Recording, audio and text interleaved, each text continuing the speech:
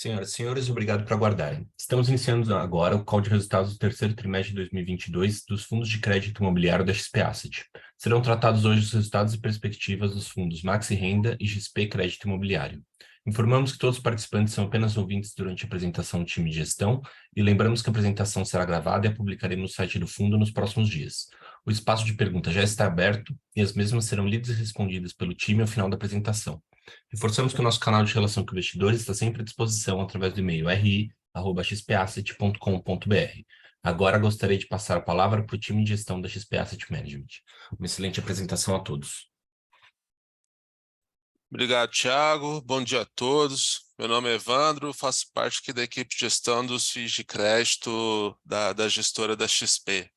É um prazer enorme falarmos hoje com as senhoras e senhores, falar um pouquinho como foi esse TRI para o fundo, um pouquinho da nossa cabeça do que vemos para a indústria, para o mercado adiante, perspectivas, tá? Igual o Thiago já adiantou, a gente optou por fazer uma apresentação um pouco mais concisa, já consolidando nossos dois FIIs de crédito, Maxi Renda e XPCI, a despeito das suas diferenças, um pouco a diferença de suas teses, mas muito que vamos tratar se aplica aos dois fundos e resolvemos seguir nesse formato, tá bom? Vamos sair aqui a partir do slide 4, por favor. Foi mais um trimestre de alta volatilidade nos ativos, tanto no Brasil quanto no exterior. Acho que no Brasil o que predominou de fato foi muito do cenário eleitoral. A gente acabando nesse domingo esse assunto. Enfim, vamos estar acompanhando, mas trouxe muita volatilidade ao longo do trimestre. Apesar disso, o IFIX apresentou uma expressiva alta de quase 7%. Na visão da gestão, muito em função da sinalização também do fim do ciclo de aperto monetário. Já visto que a gente sempre fala, né, do efeito da política monetária aqui no mercado imobiliário. A gente sempre fala disso nos calls anteriores, e como isso afeta nos juros dos financiamentos habitacionais, nas transações imobiliárias, né, o que a gente chama ali dos cap rates. Então já trouxe um alento ao mercado ali com esse fim do aperto monetário. A gente vai falar um pouquinho mais disso adiante, tá?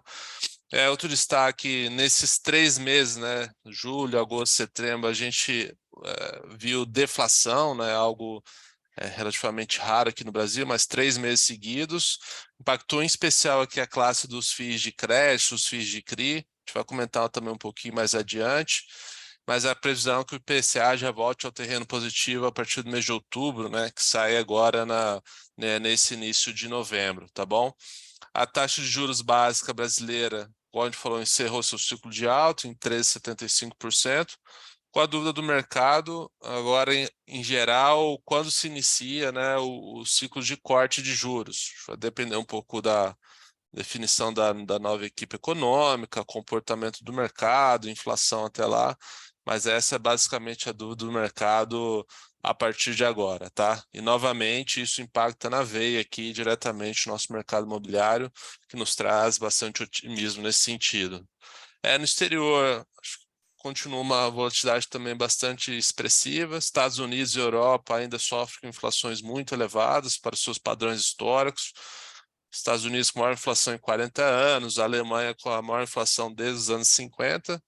Isso acaba impactando ali a política monetária deles, o mercado de juros, que impacta o mercado como um todo, o mercado de juros como um todo, os câmbios, as bolsas, em especial os mercados emergentes, como é o caso do Brasil aqui, a gente acaba sofrendo esse impacto aqui na veia, tá?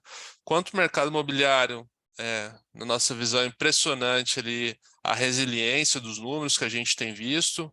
Era um temor ali com esses juros que a gente viu de 2 a 13,75, como ia ser o impacto, mas na nossa visão o mercado segue muito, muito forte.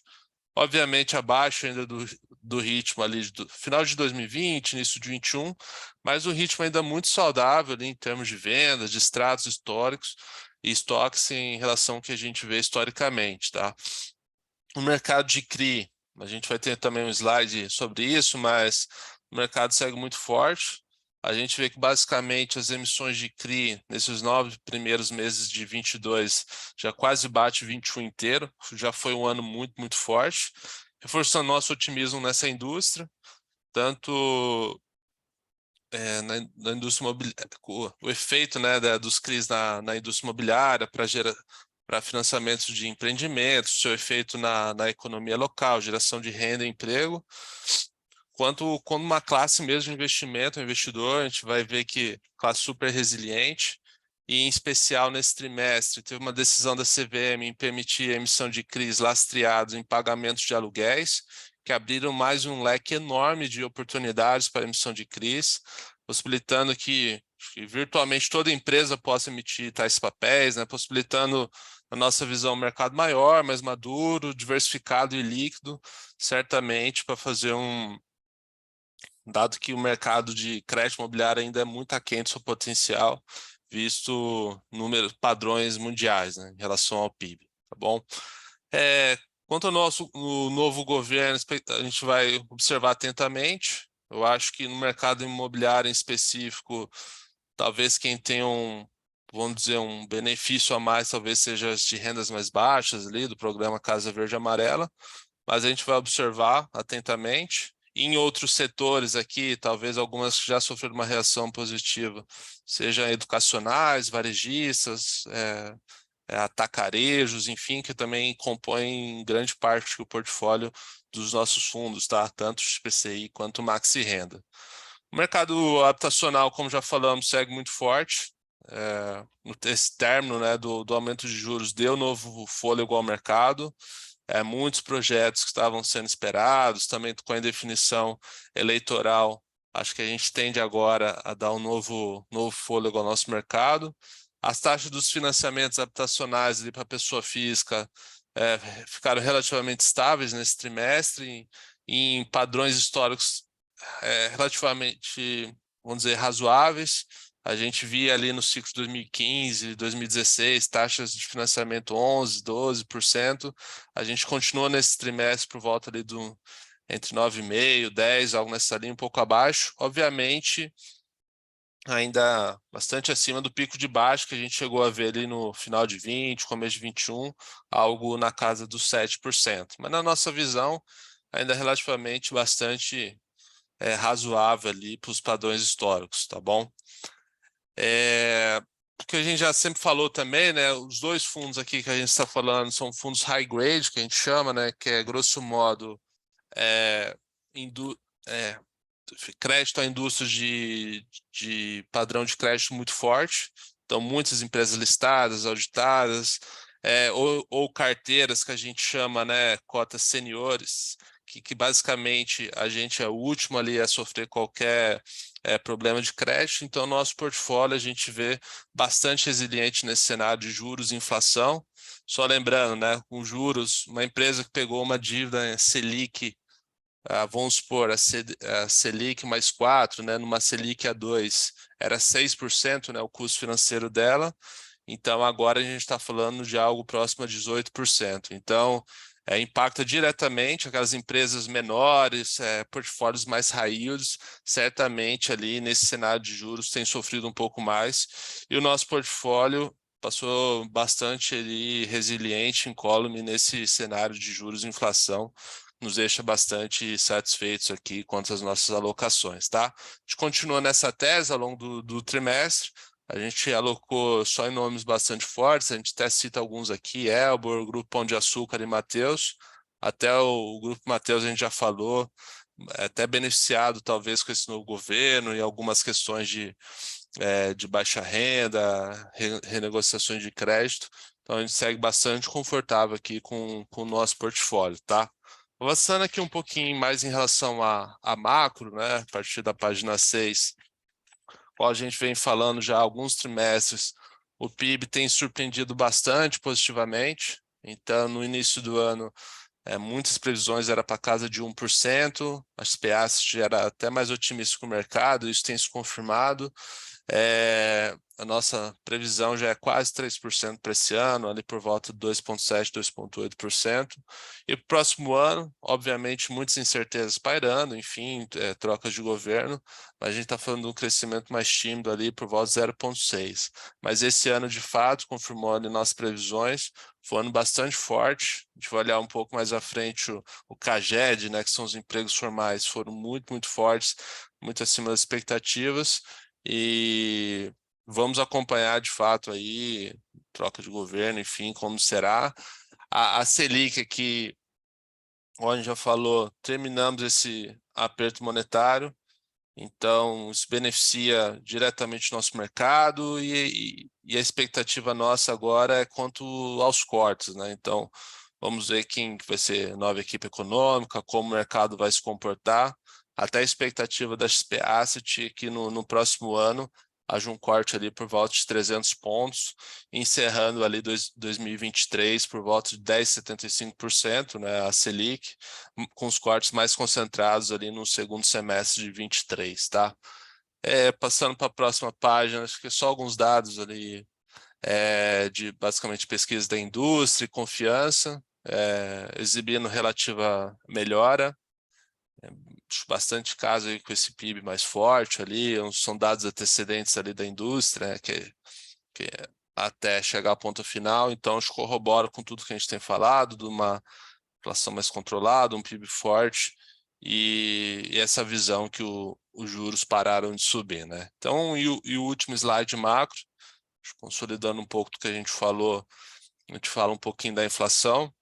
Então, a inflação que já rodou esse ano acima dos 10%, 11%, a gente vê ela fechando esse ano, na nossa previsão, em 5,6%.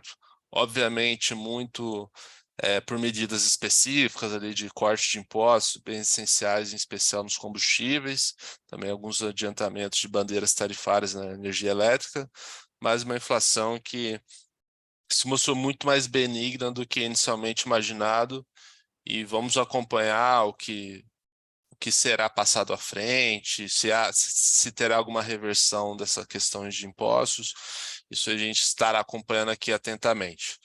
O CAGED, igual a gente falou, um número muito forte, então até conversa muito com o PIB que a gente mostrou agora, em empregos formais, em especial os serviços mostraram uma dinâmica muito favorável também do agronegócio. Então, uma economia forte e, de novo, né, acompanhar essa transição, como será, se será suave ou não. E mais o macro, a gente vê uma foto bem mais benigna ali do que a gente imaginava ali no início do ano. Acho que esse é o resumo aqui. E por último aqui da minha parte, na página 9, no mercado de crise, igual a gente já citou, foi um ano muito, muito forte. A gente tinha até dúvidas também no início do ano, com esse nível de Selic que a gente está vivendo. Então, a gente vê historicamente os fundos imobiliários, mesmo os fundos de CRI, são afetados, né, com a Selic muito alta, mas a gente viu uma dinâmica muito favorável. Igual a gente falou, a gente ainda vê uma janela de oportunidade se abriu, né, durante esse trimestre para uma consulta foi feita a CVM e foi aceita que CRIs podem ser emitidos, lastreados em aluguéis. Então, a gente teve um primeiro das Americanas e em uma seguida várias empresas, como o DASA, até tendo agora da Petrobras um CRI muito grande. Então, acho que isso traz uma gama de empresas muito grande, né, esse mercado de CRIs, favorece liquidez, diversificação, então a gente vai ter um rol muito maior de empresas aqui passíveis de emissão de CRI, que os portfólios dos nossos fundos a gente acredita que serão muito mais de qualidade, líquidos e com potencial de crescimento. O financiamento imobiliário em relação ao PIB no Brasil é muito abaixo dos países desenvolvidos, então também a gente acha que tem espaço gigante dos CRI de carteira, de financiamentos habitacionais, home equities, enfim, que é um mercado, uma indústria muito incipiente ainda para o tamanho do Brasil e também dado ali o déficit habitacional que a gente vê no Brasil. Então a gente continua muito otimista, esse ciclo de corte de juros também nos deixa também muito otimista com a nossa indústria, operações de alavancagem, operações de tijolo, que foram muito recorrentes, né, quando os juros estavam mais baixos. Essa visão dos juros começarem a cair, acho que traz otimismo, uma gama de operações bem interessantes aqui para nós, tá? Então, acho que esse foi nossa visão macro até aqui. passar a palavra para o André Mazetti, que é o gestor do fundo, vai trazer um pouco mais ali em específico dos fundos e um pouco das nossas perspectivas à frente, tá bom? Muito obrigado a todos e ficamos à disposição aqui nossas perguntas e respostas. Obrigado, Evandro. Bom dia a todos. Primeiramente, obrigado pela participação na nossa conferência trimestral. Então, dando continuidade na apresentação aqui no slide 11, bom, nos próximos slides, né, eu vou falar um pouco aqui do portfólio do Maxi Renda, né, o ticker MXRF11, e do XPCI, né, o XP Crédito Imobiliário, o XPCI 11. Então, começando aqui, pessoal, pelo Maxi, né, só relembrando as características do fundo. Maxi Renda é um fundo aí com patrimônio próximo a 2 bilhões e 300. Temos aí mais de 685 mil cotistas, né? Além de ter a maior base de cotistas da Bolsa, teve um crescimento superior a 23% no comparativo trimestral, né? Como a gente pode observar aqui no gráfico inferior da direita. A gente também pode observar no gráfico superior da direita aqui o dividend yield, né, do fundo, que supera bem aí as referências que são CDI e FIX. Considerando o valor de mercado da cota mais os rendimentos, a gente tem um dividend yield de 16,52% sobre 14,27% do IFIX e 13,25% aqui do CDI. Antes de falar das movimentações do portfólio no trimestre, acho que vale relembrar um pouquinho aqui as características do fundo, tá? Bom, Maxi Renda, para quem não está tão familiarizado, é um fundo de gestão ativa, né, de multi-estratégia, sendo a primeira o book de CRI, né, que representa 76% do patrimônio líquido do fundo, né, seguido pelo book de permutas financeiras, que representa aqui basicamente 7% do PL, e por fim, o nosso book de Fund of Funds com 15% do PL. Então, explicando aqui cada estratégia do fundo, pessoal, os books de CRI e de permutas são as alocações que a gente sempre fala, né, as estratégicas, tá? Ou seja, são as alocações de uma certa forma de maior importância aqui para o fundo, né, o core do fundo. O book de Fund of Funds, embora hoje, né, represente mais do que as permutas, não de uma forma simplista aqui o core do fundo, mas a gente enxerga basicamente de duas formas esse nosso book, tá, de FOF. Primeira forma é meramente tático, tá, ou seja, são movimentos ali pontuais de oportunidade para gerar ganho de capital em um curto espaço de tempo. E a segunda forma, em alguns casos, né, a gente vai explicar um pouquinho mais à frente, mais adiante, são posições que a gente enxerga com uma estratégia similar aos CRIs, tá, na sua essência, em que basicamente existe um fundamento de crédito por trás. Aí sim, nessa segunda forma, tá, de enxergar esse book de FOF, de fato é algo mais core aqui do Maxi Renda. A gente sempre fala aqui nas conferências trimestrais, né, primeira vez que a gente está fazendo esse formato aqui de unificar o report aqui do XPCI e do Maxi Renda, até já antecipando eventuais perguntas, tá? Isso não é nenhum indicativo de junção de ambos os fundos, tá? Acho que faltou esse recado inicial. A gente aqui, como, enfim, gestores aqui dos fundos imobiliários, a gente optou em otimizar mais aqui né, essa conferência. Então, basicamente, os nossos fundos de recebíveis, a gente vai daqui para frente unificar esses calls. A gente, na parte ali de tijolo também, mesma coisa. Então, é uma forma de otimizar aqui esse report, dado que existe muita sinergia entre os comunicados, né? Então, voltando aqui para a pauta aqui, a gente sempre fala isso nas conferências anteriores sobre o target de alocação do Maxi Renda, né? Ou seja, o objetivo de alocação, basicamente 80% do patrimônio líquido em CRI e 20% em permutas, né? A gente, inclusive, menciona bastante isso nas lâminas, nos relatórios gerenciais, mas isso é um cenário de juros em patamares não tão altos, tá, pessoal? Então, atualmente, como todos sabem, a gente está com uma Selic de 13,75, né, um patamar bem elevado, e com isso o custo de oportunidade muda aí significativamente, tá? Dado que essa nova realidade de juros, né, a gente começou aqui a reposicionar o fundo para deixar uma exposição menor em permutas, tá? E mais exposições aqui, mais concentrações em CRIs high grades. E com isso, o fundo passou a gerar mais resultado caixa num curto prazo, né? E com juros em patamares mais altos, os fundos high grades passam a remunerar aí muito bem a posição pós-fixada, né? Ou seja, o CDI+, sem que o fundo precise tomar ali riscos adicionais, como é o caso aqui em permuta financeira. A gente sempre vem falando aqui nos nossos calls trimestrais, né, que a diferença de retorno de um CRI high yield para um CRI high grade nesse patamar de juros mais altos caiu bastante, né? De forma que agora a gente, né, consegue posicionar o fundo né, para remunerar melhor aqui o investidor, com riscos infinitamente menores do que os high yields. Então, isso é o que a gente vem fazendo ao longo dos últimos 12, 14, até um pouco mais meses, tá? Para quem observa o fundo há mais tempo. Então, falando um pouco de resultado médio, foram quase 33 centavos por cota no trimestre, né, o que representa um aumento aí de quase 5% no trimestre sobre trimestre. A distribuição média foi de 33 centavos por cota, né, que representa aí um aumento de 3,13 no trimestre sobre trimestre. A liquidez diária aqui, média, foi de quase 7 milhões, né, para ser mais preciso aqui, 6,66 milhões, um dos fundos mais líquidos aí no mercado, sem dúvida nenhuma. E a reserva de correção monetária no final do trimestre era de quase 40 milhões de reais, algo como 17 centavos por cota, tá? Essa é uma informação que eu acho que ela passou a ser bem relevante, principalmente depois do início aí do ciclo de deflação que a gente vem aí observando nos últimos meses.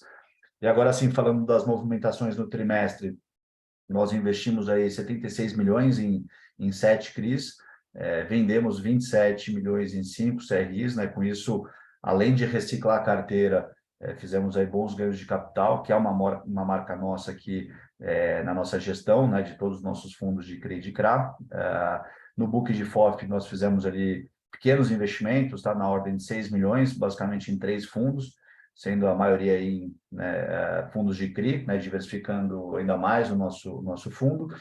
E no book de permuta, né, houve bastante coisa aqui, então basicamente uma redução de capital de 11 projetos, e nós investimos 2 projetos, totalizando ali 33 milhões de caixa, tá, que foram retornados aqui para o fundo, e foram os projetos ali de Paraíso e Perdizes, mas a gente fala um pouquinho sobre isso.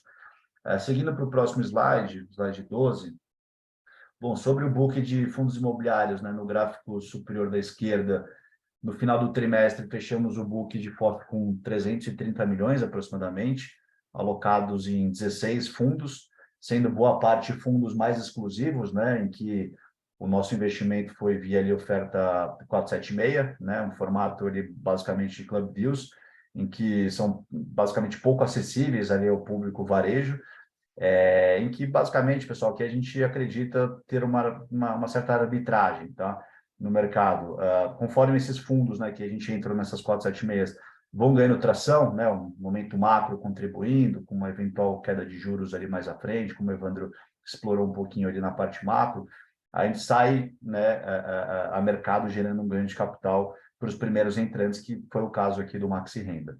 Então, outra tese que eu adiantei, né, que a gente tem dentro desse book de FOF, são os fundos ali que têm, como eu comentei, essa essência de uma cara de CRI, né, mas por razões relacionadas à estruturação, elas vieram aí a mercado numa roupagem mais de fundo imobiliário, né, mas a gente também vai explicar. Então, acho que vale pegar como exemplo o próprio SPVJ, que é a nossa maior posição do book de FOF aqui do Maxi Renda.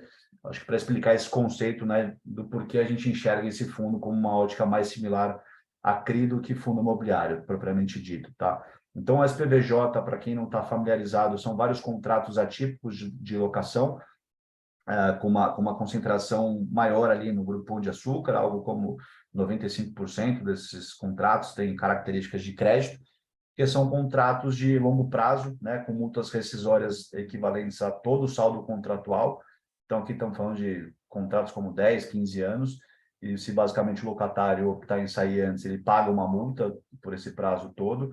Então, basicamente, a gente corre aqui um risco de crédito do locatário. Por isso que a gente menciona que são operações um pouco mais similares aos CRIs, né, aos créditos.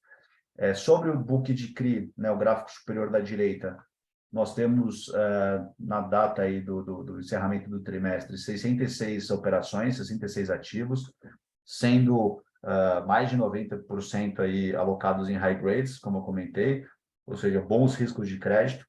Aqui vale mencionar que boa parte, né, da alocação feita é fruto de originação própria, né, o que a gente sempre fala aqui, é uma analogia que a gente sempre usa aqui, beber água limpa, né, então, basicamente, a gente vai diretamente às companhias, originando essas operações sem intermediários, e como são bons nomes de crédito, né, operações high grades, isso nos possibilita, além de alocar com bons níveis de retorno, né, das operações, a gente consegue vender no mercado secundário com bom ganho de capital. Então, um exemplo que eu sempre dou, né?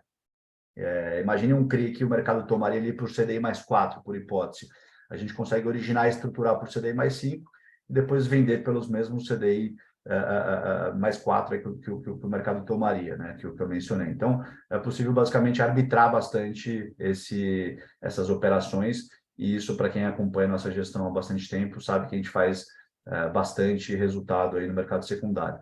Sobre o book de permutas financeiras, como eu falei, né, foram desinvestidos aí nesse último trimestre ali 33 milhões, né, 2 projetos, que é nos bairros aqui de São Paulo, Paraíso e Perdizes. Nós tivemos aí também, como eu comentei, 11 SPEs reduzindo o capital para o fundo, num volume ali de 7 milhões. Isso já mostra o início do ciclo de término de projeto, tá, pessoal? Então, essas permutas investidas deram um retorno bem interessante aqui para o fundo, gerou bons ganhos de capital, além de liberar caixa aqui para o fundo, para a gente seguir com a tese de aproveitar esse momento macro de juros mais altos e investir em ativos mais óbvios de crédito. Hoje o fundo tem 160 milhões alocados em 16 obras, e eu acho que aqui também vale relembrar como esses investimentos são feitos, né? A gente sempre em conversas com o mercado, existe, acho que, muita dúvida de como é que são a estrutura dessas permutas financeiras. Então, vou explicar aqui brevemente para todos ficarem na mesma página. Então, essas permutas financeiras são investimentos em uma estratégia de desenvolvimento imobiliário residencial, tá? Em parceria com boas incorporadoras. Aqui o Maxi Renda tem os principais riscos do setor mitigados, como custo de obra, reclamação de mutuário e trabalhistas, que mais? Embargos de obra, atrasos de obra, etc. Então, basicamente, aqui o Maxi Renda tem um percentual da receita dos projetos, tá? Fazendo uma analogia aqui, é como se fosse um imposto sobre as receitas, independente do resultado em si do projeto, tá? Então, são projetos sempre em São Paulo, tá? Esse é o nosso foco. Nada contra outras regiões, de forma alguma, que, de fato, aqui em São Paulo fica mais fácil, como a maioria sabe, aí, nosso time de gestão fica em São Paulo, tá? Então é mais fácil de acompanhar, o time de engenharia, pegar o carro lá, visitar, etc. E também não deixa de ser uma praça bem resiliente, tá? Então, dando um pulo aqui no slide 14, pessoal, legal. Aqui a gente consegue entender como é que funciona a dinâmica de fluxo de caixa das permutas, tá? Então, só um disclaimer inicial, isso apenas é um exemplo, tá, de projeto. Cada projeto, obviamente, tem a sua dinâmica, né, de recebimento, mas boa parte da indústria de projetos, principalmente verticais, né, prédios, podemos dizer aí que tem uma dinâmica muito similar com o que eu vou explicar nesse slide 14. Então, aqui nós temos basicamente uma linha do tempo, em que da esquerda para a direita, né, a gente tem alguns marcos, como lançamento, depois de 6 meses, em média, ocorre o início das obras, e depois de 3 anos de prazo de construção, chegamos ali no habite-se, e depois do habite-se, né, recebe aqui o que chamamos de repasse, né, que é quando o adquirente das unidades ali, eles costumam quitar ali, né, pagar os seus apartamentos, seus imóveis. Notem ali, pessoal, em cima, que entre o lançamento e o habite-se, em um prazo ali de aproximadamente 3 anos e meio, apenas 20% das unidades são pagas pelos adquirentes, né? E todo o restante, ou seja, os 80%, são pagos no repasse em um prazo médio de 6 meses, né? Então, eu sempre recomendo que olhem os relatórios gerenciais mensais, tá? Aqui do Maxi Renda. As datas do habite são bem claras ali nos relatórios, que é depois dessas datas que boa parte do fluxo de caixa são retornados aqui para o caixa do fundo, né? Isso, obviamente, reflete em distribuição do Maxi Renda. Então, pessoal, fazendo um link com o que eu expliquei no início da minha fala, como vocês podem observar nesse fluxo de caixa, a gente tem uma concentração muito grande depois do ABITS, né? Então, dado esse momento macro de juros um pouco mais altos, um pouco não, né? Bem mais altos, e essa demanda, né, do público de investidores aqui no Max Renda, que são pessoas físicas que contam com um retorno ali mensal, e dado também todo o cenário macro mais desafiador de juros mais altos, a gente optou em reduzir nossa exposição aqui em permuta financeira temporariamente, né, e concentrar mais, né, unir ali os esforços para operações high grades, que tem um risco bem baixo de CRI, em que a gente tem um recebimento ali recorrente das parcelas, principalmente operações aí com juros bem elevados, não porque as operações têm risco, mas em função de um macro em que o juros está mais aberto, mais alto. Então, com isso, a gente consegue adaptar muito bem aqui o mix do Maxi Renda de risco-retorno para uma situação mais apropriada para o nosso investidor. Tá? Então, seguindo aqui para o slide 13, a gente tem o fluxo de caixa dos CRIs, tá? Aqui falando só de CRI, projetado para 12 meses. Nesse fluxo, a gente consegue passar uma visibilidade interessante para o público, né? Lembrando né, que a gente tem aqui, né, são recursos referentes à amortização, quando a gente olha aqui as rúbricas aqui em azul claro, a gente tem basicamente aqui as amortizações, que é quando os recursos oriundos dessas amortizações, eles são reinvestidos, tá? Então, outras operações são adquiridas com esses recursos, e nas cores mais escuras, como juros e correção, isso é distribuído para o investidor, tá? Obviamente, essa foto ela muda bastante em função da gestão ativa que a gente tem aqui no nosso book de CRI. Como eu falei no início aqui da minha fala, a gente vendeu mais de 26 milhões em papéis e compramos mais de 70 milhões. Então, essa dinâmica acaba mudando um pouquinho aí essa foto, tá? Passando aqui para o slide 15. Bom, agora vamos entrar aqui no XPCI, né? Diferente do Maxi Renda, que tem ali, né, uma multi-estratégia, etc. O XPCI é um fundo mais puro sangue de CRI High Grade, com um patrimônio líquido de 844 milhões. O resultado médio por cota no trimestre foi de 2,85, né, R$ 2,85, e o distribuído 2,86. A liquidez média diária, né, do XPCI no trimestre também veio muito forte, foi de quase 4 milhões, né, 3,81, bastante para um fundo ali de 844 milhões de patrimônio líquido. A reserva de correção monetária também aqui, né, como eu falei, ficou muito em evidência depois da deflação, também é bem alta aqui no XPCI, né, algo como 5 milhões e 400, né, que dá mais ou menos ali 62 centavos por cota, então ela é bem expressiva, né, e o desinvestimento líquido em CRI foi na casa ali de 1,83 milhões, e fundos imobiliários um pouco superior ali, quase 4 milhões. Basicamente, em julho, nós vendemos uma posição em BTCR11, né, algo na casa de, se não me falha a memória, 2,5 milhões, alguma coisa nessa linha. E agosto e setembro, vendemos também um pouquinho de XPMOLs, bateu um preço em que já trigou aqui um ganho de capital aqui para o nosso fundo. Então, vendemos ali aproximadamente 1 milhão e 300, 1 milhão e 200 aqui de XPMOLs. Então, como podemos observar aqui no gráfico, o XPCI tem mais de 90% alocado em 36 CRIs, sendo quase tudo high grade, e uma pequena parcela em fundos imobiliários e caixa. O dividend yield do fundo anualizado está na casa ali dos 14%, né, 13,69% para ser mais específico, e também acima aí do fixo e do CDI no período de análise que está no gráfico. Por fim, o XPCI começa aí a consolidar uma base relevante de cotistas, né, superando aí a marca dos 70 mil cotistas, o que representa um crescimento de 11% na base do terceiro trimestre sobre o segundo trimestre de 2022. Passando para a página 16, aqui no gráfico da direita, nós temos aqui também a quebra por setor, né, dos ativos que compõem o portfólio do fundo. Então, existe uma grande diversificação, como a gente pode observar. Então, falando um pouco dos principais setores, né, até para dar um pouco mais de cor aqui em relação ao nível de crédito que a gente tem no portfólio do fundo, tá? que é muito bom. A gente tem aqui 30% dos CRIs aqui do XPCI em exposição ao setor imobiliário residencial, tá? com nomes fortes, como Direcional, empresa AAA, Elbor, empresa robusta, aí, bem sólida também. Nós temos aqui Embraed, também é uma empresa aí, muito forte, que atua na região sul, é líder na região sul, ali na região de Balneário Camboriú.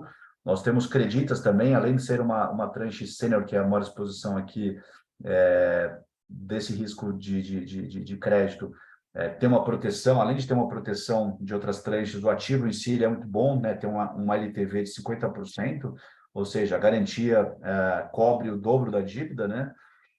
Depois, seguindo aqui, a gente tem 17% dos CRIs com exposição ao setor de shoppings, também com nomes muito fortes, como JCC Iguatemi, Aliança Sonai, General Shopping, enfim, nomes aí bons.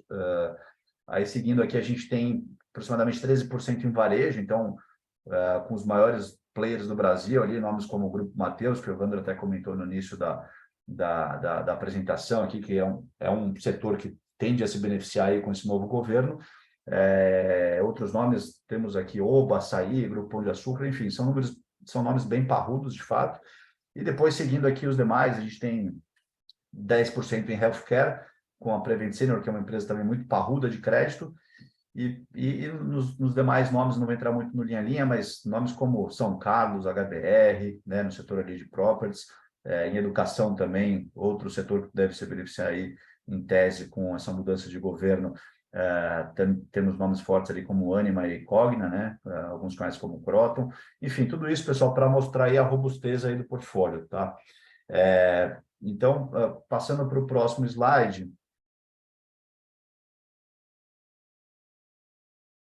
Boa, então, assim como mostramos lá no Max Renda, aqui no XPCI, aqui a gente também mostra a projeção, né, de fluxo de caixa dos CRIs para os próximos 12 meses. A gente consegue aí observar da mesma forma que eu expliquei como é que funciona aqui, como é que está a previsão de retorno de caixa por rúbrica, tá? E acho que o ponto importante desse slide aqui, pessoal, é que a gente consegue observar que a gente tem bons fluxos de principal, tá, dos papéis que hoje ali compõem o portfólio do XPCI, voltando para o fundo, o que é muito bom, porque esse é um caixa, como eu expliquei, ele é reinvestido, né?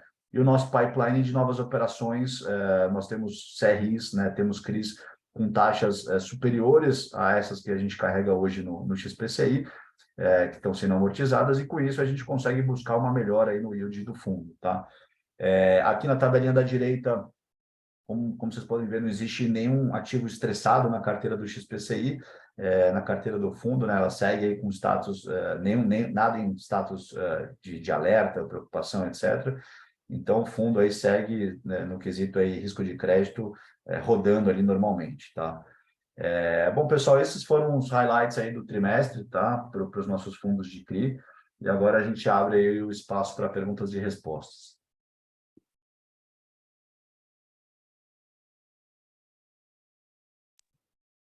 Tem uma primeira pergunta aqui. Se mês a mês, a 14 meses, a performance do fundo vai melhorando, conforme tem sido falado, porque mês a mês os dividendos só caem cada vez mais. Reformulando, se o desempenho melhora mês a mês, os dividendos pagos não deveriam aumentar e não baixar em alguns momentos e nos outros congelar? Primeiramente, obrigado pela pergunta. André, coisa que você me complementa também, mas, assim, grosso modo falando, os fundos as operações, grosso modo, são de dívida, né? Então, e elas têm um indexador, vamos dizer assim, já pré-estabelecido. IPCA mais tanto, CDI mais X, enfim. E esses indexadores, por sua vez, também apresentam alguma volatilidade. Então, por exemplo, o XPCI tem uma carteira, vamos dizer assim, bastante indexada à inflação. A gente viu, obviamente, nesse primeiro semestre, um desempenho bastante forte, uma vez, no mês que a gente distribuiu mais de 1,20, enfim, uma vez que ali essa indexação bastante forte, o IPCA.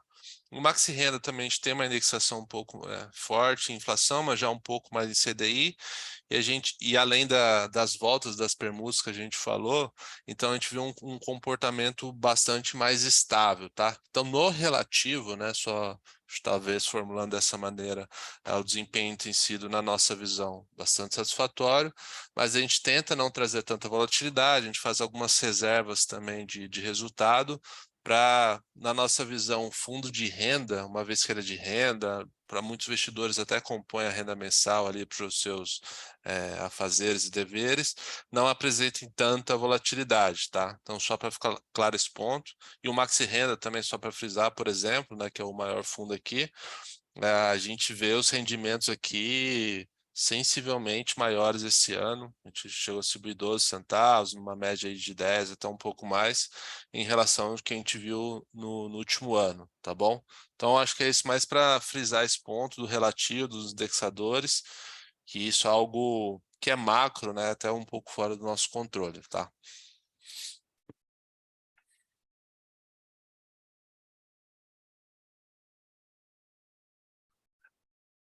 Tem uma pergunta também sobre os PCI, mesmo sendo um fundo de CRI, permite aplicar em fundo de tijolo? Existe algum percentual máximo disso? Obrigado pela pergunta. Ele não tem em regulamento um percentual máximo. Acho que essa aplicação, assim como já teve outras de tijolo também nos PCI, realizados com alto ganho de capital, foi o que a gente viu, que a gente chama aqui de tático, tá? Esse fundo mesmo ali, antes da eclosão do Covid-19 e tal, ele operava ali por volta de 135, 140, chegou a bater ali R$ 60, algo nessa linha. Te viu a oportunidade, e a gente vê a diferença do valor que a gente faz os nossos valuations internos, o valor intrínseco na nossa visão acima ainda do que a gente vê em tela, apesar da recuperação. Então a gente espera um pouco mais para, vamos dizer assim, encerrar essa posição, realizar esse ganho de capital, tá? Sobre a emissão, não é gestão nossa, a gente não pode, acho que nem comentar muito aqui. A nossa gestão aqui, André Mazetti e tal, é focado nos FIIs de CRI, tá bom? Só um complemento aqui, Evandro, sobre a pergunta aqui do Matheus, sobre o XP Malls. Acho que a pergunta foi se a gente entrou na última emissão. Não, nós não entramos, tá? O XPCI não entrou na emissão do XP Malls, não.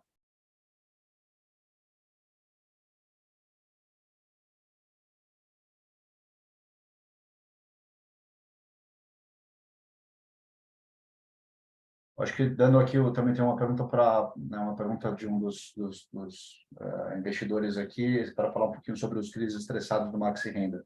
Então, vamos lá, pessoal. Basicamente, uma informação que a gente acabou até não mencionando, o percentual dessas operações estressadas no Maxi Renda no patrimônio líquido do fundo é abaixo de 1%, se eu não me falha a memória aqui, acho que é entre 0,5% e 0,6%. Basicamente, as principais operações aqui, tem uma operação de Crinex, em que foi executado aqui umas terras na região de Gravataí, uma terra que tem vocação para loteamento, e o Max Renda, conjuntamente com os outros dois investidores enfim, são também majoritários aqui na operação, a gente está em vias de fazer de vender essas terras para uma empresa que opera loteamento na região, e com isso a gente espera ter o crédito não só recuperado, como boa parte aqui do que foi, do que a gente tem hoje de posição, deve até gerar um pequeno ganho, tá? Sobre uma outra operação estressada, que é o CRI-Hart, que tem o prédio Oceanic, né, o edifício Oceanic na cidade de Santos. Essa é uma situação que a gente, conjuntamente com outros investidores também do CRI, a gente segue na busca ali de um comprador. Em paralelo, enquanto essa venda não acontece, a gente segue também com o objetivo de fazer a locação dessas lajes. Hoje existe uma companhia que ocupa ali, se não me engano, 15%, 16% do prédio. Então, isso, pelo menos, vai pagando ali os custos fixos da operação, enfim, do prédio, né? Mas nosso objetivo final aqui, reforço, que é vender e não ficar só com a locação. Por fim, a gente tem o CRI Esser, que foi uma operação também que já foi executada. Boa parte dos ativos já foram, inclusive, monetizados. Existe um terreno adicional que a gente está em vias finais ali de negociação com uma empresa também que opera Minha Casa Minha Vida, Casa Verde e Amarela, e a gente está na reta final aqui para poder vender esse terreno e com isso a gente sai totalmente aqui da operação. Mas lembrando que boa parte do investimento já foi recuperado, e lembrando que tudo está marcado aqui de forma conservadora no balanço do fundo, tá?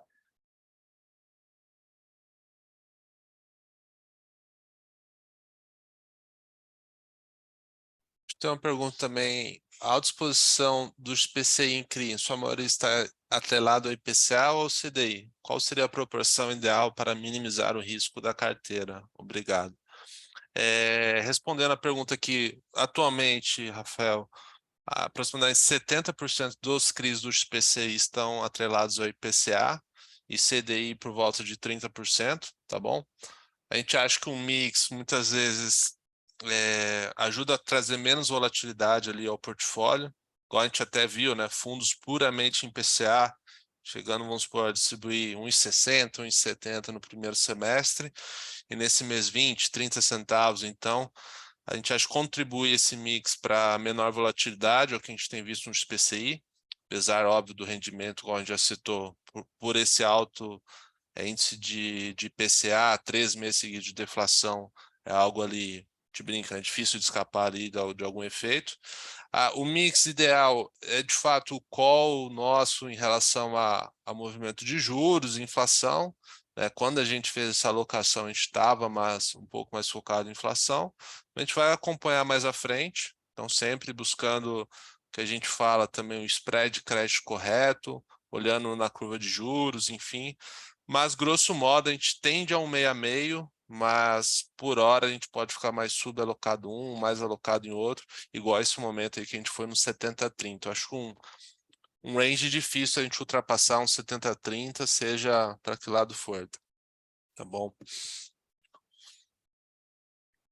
Acho que tem uma pergunta também. Quais as perspectivas de segurança jurídica dos investimentos do Maxi Renda frente a um governo expansionista, uma possível deterioração fiscal e aumento exponencial dos juros básicos e inflação? Até quanto em juros podemos considerar sustentável a adimplência pelos devedores do fundo? David, obrigado pela pergunta.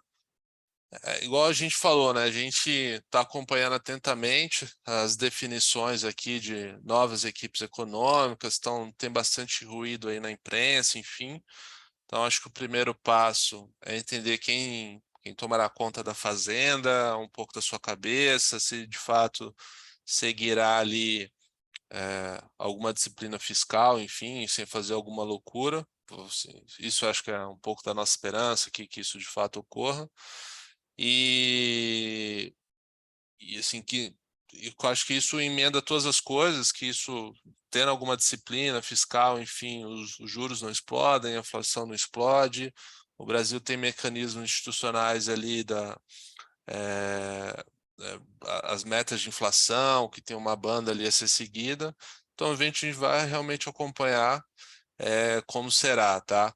Os juros aqui, o máximo, é um pouco difícil a gente falar o número certo, mas só dando um exemplo aqui, né, para você. Então, pô, você tem um juros de 15%, que seja, uma empresa toma dívida CDI mais 5, a gente está falando de um custo nominal só de juros de 20% ao ano.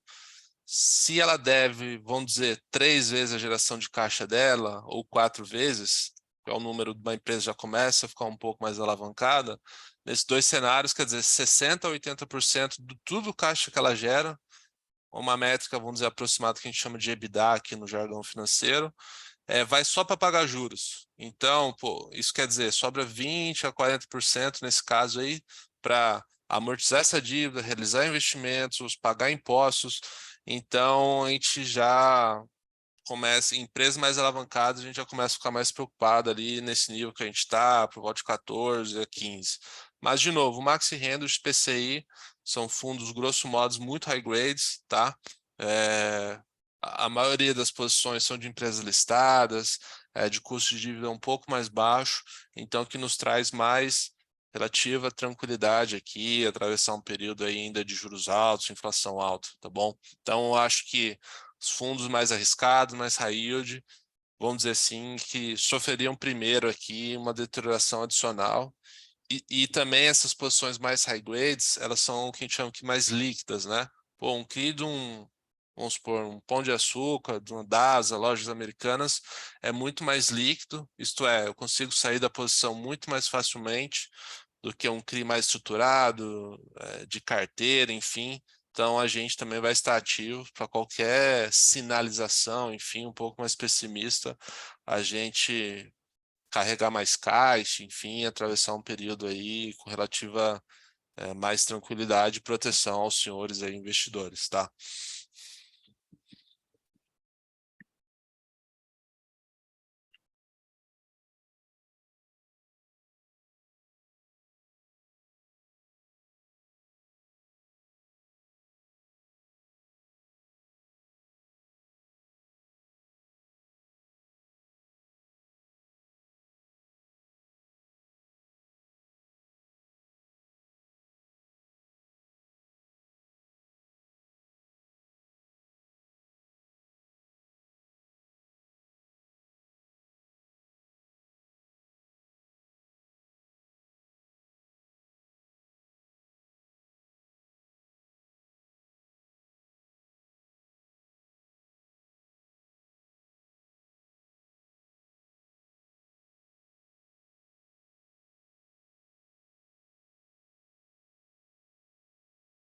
A apresentação trimestral de resultados dos fundos de crédito imobiliário da XP Asset está encerrada.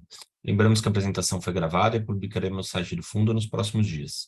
Reforçamos que o nosso canal de relação com investidores está sempre à disposição através do e-mail ri@xpasset.com.br. Agradecemos a participação de todos. Um bom dia.